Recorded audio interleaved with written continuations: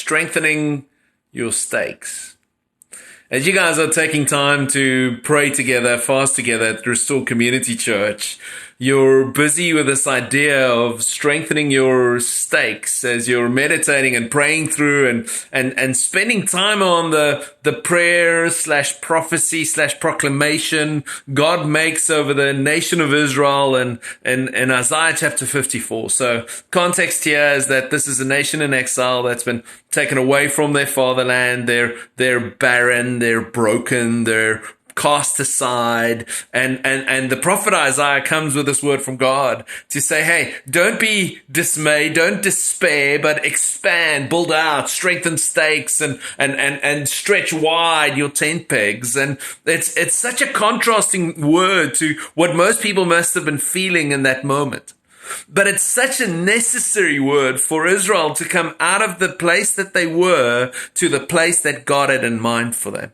And my encouragement to you would be, as you consider what it means to strengthen your stakes, is strengthening our stakes, strengthening our foundations. The stakes of a tent was the part that held up the tent. It was the foundation of the tent. The tension of the tent and the ropes and the stakes would hold up the tent only to the extent that the stakes were in place to hold up the tent.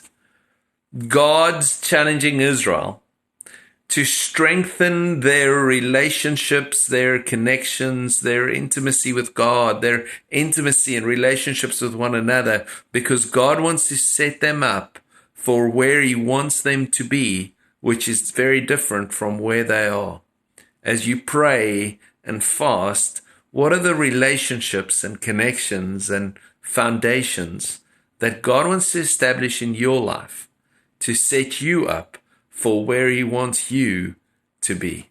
I am praying with you guys that this will truly be a year where God sets you up for greater things than what He has before.